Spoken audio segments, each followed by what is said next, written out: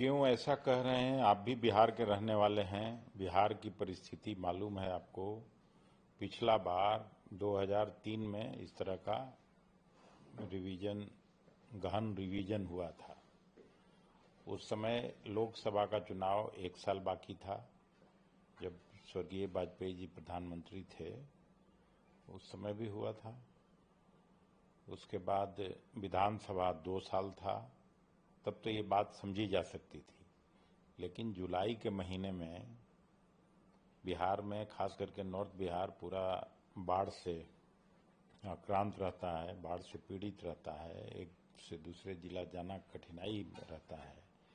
उसमें भी खास करके गरीब और वंचित तबका को सर्टिफिकेट मांगना, ढूंढना, और इन्हें वे अगर ये कहा जाए तो ये तो जिस तरह से भारतीय जनता पार्टी बांग्लादेशी का मुद्दा उठाते थे, बर्मा के लोगों का मुद्दा उठाते थे, तो अब तो मतलब कह रही है कि जो जहां रहते हैं वो वहीं वोट देंगे।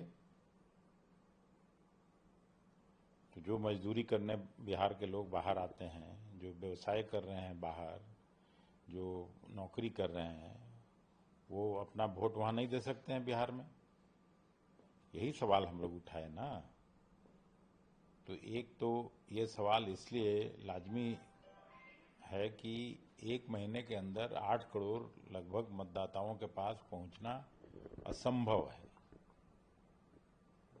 हम लोगों ने अपनी बात कह दी जाके।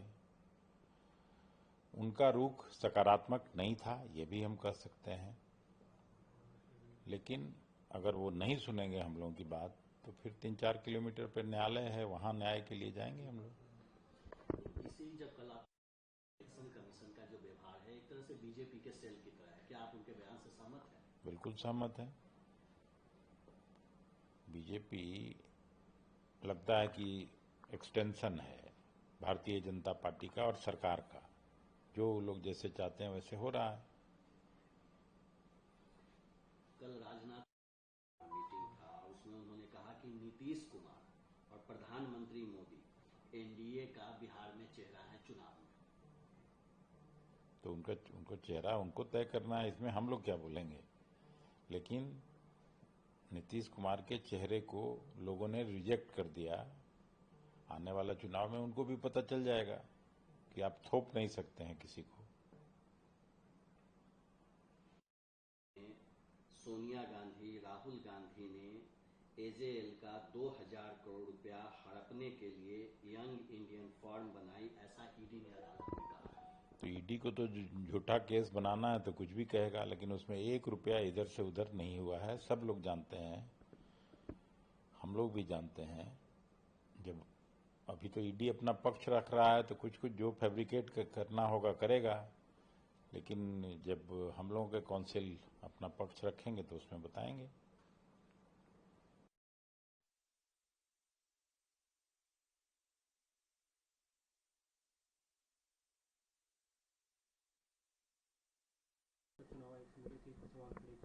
देखिए, एक मुख्य चुनाव आयुक्त हुए करते थे टीएन सेशन, जिन्होंने चुनाव आयोग का एक दबदबा बनाया था, उसका एक वकार बना था। और अब पिछले कुछ सालों से जिस तरीके के लोगों को चुनाव आयुक्त बनाया जाता है वो लोग हैं जो सरकार के यस मैन हैं। और दिल्ली के चुनाव में हमने देखा किस तरीके से वोटर लिस्ट मैनिपुलेशन हुई, किस तरीके से नई दिल्ली के अंदर वोटर काटे गए, जेन्युइन वोटरों को काटा गया, और मेंबर ऑफ पार्लियामेंट के मकानों के अंदर जो लोग वहां रहते नहीं हैं उनके वोट बनवाए गए। और ये पूरी दिल्ली के अंदर ये सिलसिला चला। महाराष्ट्र के अंदर हमने देखा कि अपोजिशन पार्टियां आपसे वोटर लिस्ट मांग रही हैं, आप वोटर लिस्ट देने के लिए तैयार नहीं। भाई ऐसा क्या छुपाना चाहते हैं आप उसके अंदर? ऐसा क्या है? ये तो एक पब्लिक डॉक्यूमेंट होना चाहिए, वेबसाइट में पड़ा होना चाहिए, जिसको लेना है ले लो। आप मांगने पे भी नहीं दे रहे हैं। तो अब ये खेल क्योंकि खुल गया और ये लोग पूरे देश के सामने एक्सपोज हो गए, तो अब तीसरे तरीके का नया षड्यंत्र जो है सामने आया है कि अब ये खुल्लम खुल्ला जो है गरीब आदमी के वोट काटेंगे। इनको पता है गरीब आदमी भारतीय जनता पार्टी को वोट नहीं डालता, इसलिए दिल्ली हो, बिहार हो या कोई भी जगह हो, अब धीरे धीरे गरीब आदमी का एक लौता हक जो इस देश में बचा था, वोट डालने का हक, उसको भी छीना जाएगा। कल अरविंद केजरीवाल अहमदाबाद में थे, आम आदमी पार्टी पर उन्होंने वहां से कहा कि बीजेपी और कांग्रेस का रिश्ता एक प्रेमी प्रेमिका की तरह छुप छुप के मिलते हैं, शादी समाज स्वीकार नहीं कर सकता, ऐसे शब्दों में उन्होंने दोनों की तुलना की। एमसीडी दक्षिण जोन का चुनाव था। कांग्रेस के पार्षद ने भारतीय जनता पार्टी को वोट दिया सबके सामने, और एमसीडी के जोन में, साउथ जोन में उनका चेयरमैन बनाया गया। ये रिश्ता क्या कहलाता है? दिल्ली के चुनाव में आम आदमी पार्टी को कैश डोनेशन 2000 रुपए मिली, जो 10 साल से सरकार चला रही है। कांग्रेस जो पिछले 10 साल से जीरो एमएलए जीत के आ रही है, उसको 42 करोड़ रुपए कैश मिले। अब 42 करोड़ रुपए कैश तब मिलते हैं जब आपको 2-2 हजार रुपए लोग डोनेशन दें। 2000 से ज़्यादा तो आप कैश ले नहीं सकते। तो ऐसे लाखों लोग कौन है दिल्ली में, मैं दिल्ली वालों से ही पूछना चाहता हूं, जिन्होंने इतने सारा पैसा कांग्रेस को कैश दिया। जाहिर सी बात है कैश कहीं से आया है, ये कहां से आया है? और भारतीय जनता पार्टी इसके ऊपर क्यों नहीं इनकम टैक्स की और ईडी की जांच करा रही? क्योंकि ये पैसा इसलिए आया था ताकि कांग्रेस खुद जीते ना जीते आम आदमी पार्टी को दिल्ली में हराए। और यही कांग्रेस के लोग कह रहे हैं कि भाई हमने जो करना था हमने वो कर दिया। साफ तौर पे कांग्रेस एक सॉफ्ट अपोजिशन है, और भारतीय जनता पार्टी चाहती है कांग्रेस हमेशा मेन और प्राइमरी अपोजिशन रहे। क्योंकि जब जब भारतीय जनता पार्टी से कोई सवाल पूछा जाता है, वो कांग्रेस का कोई इतिहास निकाल कर देते हैं, कहते जी हम तो गंदे हैं मगर ये भी गंदे थे, हमारी तो चोरी पकड़ी गई मगर इनकी भी चोरी थी, हमने गुजरात में दंगे कराए मगर इन्होंने दिल्ली में कराए थे। अरे भाई, तो कांग्रेस भारतीय जनता पार्टी के हर गलत काम करने का लाइसेंस है।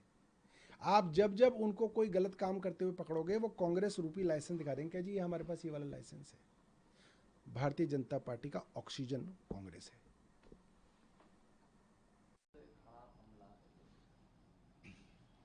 कि चुनाव आयोग एक स्वतंत्र संवैधानिक संस्था है। हर एक राजनीतिक दल को अपनी आपत्ति और सलाह देने का अधिकार प्राप्त है। तो इंडी गठबंधन के जो लोग उसमें अपनी बात उठाए हैं, उस संबंध में तो चुनाव आयोग सक्षम तरीके से जवाब देगा। सवाल खाते में केवल यही है, क्या इंडी गठबंधन ने इस बात की गारंटी कर दी कि चुनाव आयोग ने बूथ लेवल एजेंट हर एक मतदान केंद्र के लिए बनाने का निर्देश दिया था? क्या उसका अनुपालन वो कर लिए? अगर अनुपालन कर लिए तब तो जो भी दावा आपत्ति निवारण है वो तो आपका बूथ लेवल एजेंट भी बूथ लेवल ऑफिसर से बात करके कर लेगा।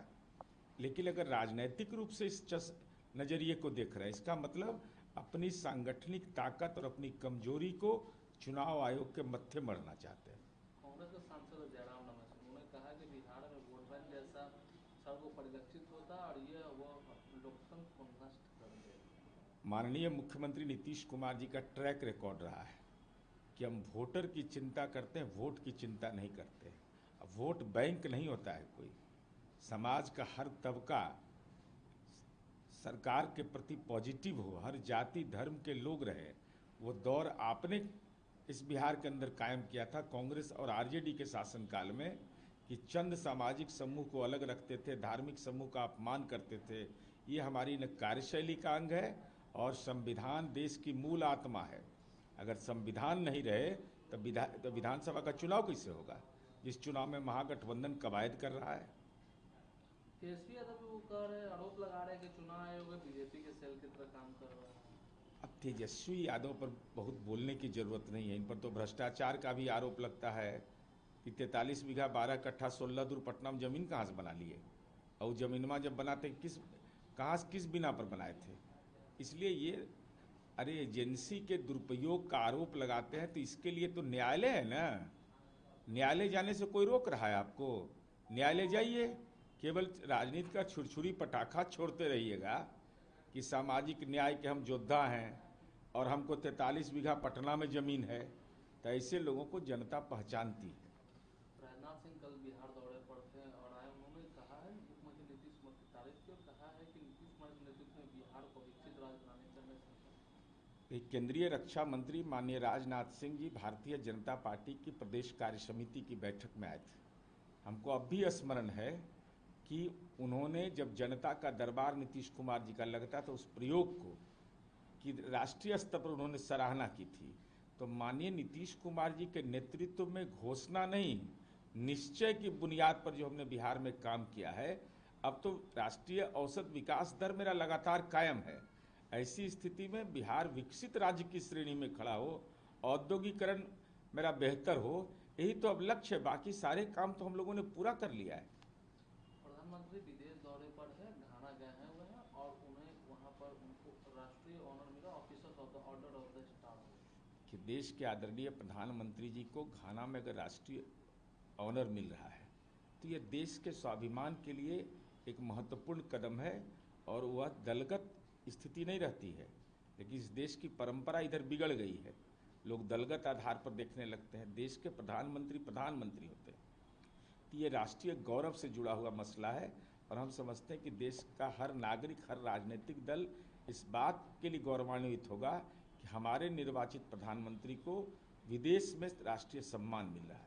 देखिए, 2 दिन पहले जदयू कार्यालय में प्रधानमंत्री की एंट्री हुई थी, नरेंद्र मोदी की, और अब भाजपा कार्यालय में मुख्यमंत्री नीतीश कुमार की एंट्री हो गई, उनके पोस्टर दोनों साथ में लग गए कि राष्ट्रीय जनतांत्रिक गठबंधन के घटक दल हम हैं और नीतीश जी मोदी जी की जोड़ी, नीतीश है तो निश्चिंत है, मोदी है तो विश्वास है, यह आम लोगों की धारणा है। अब इसके राजनीतिक विभिन्न रूप से इस सवाल को पेश किया गया। 48 घंटे के अंदर में मीडिया में सनसनी फैलाई गई कि जनता दल का वजूद खत्म हो जाएगा, जनता दल की भूमिका खत्म हो गई। अब तो वैसे लोगों से पूछिए कि अब तबीयत नासाज नहीं ना है ज़्यादा, अब तो भाजपा कार्यालय में भी लग गया। अरे ये जोड़ी है और बिहार की जनता का मुहर है वही, इसलिए लाख कवायद कर लीजिए। एनडीए सरकार 2025 में 25 से 30 फिर से नीतीश।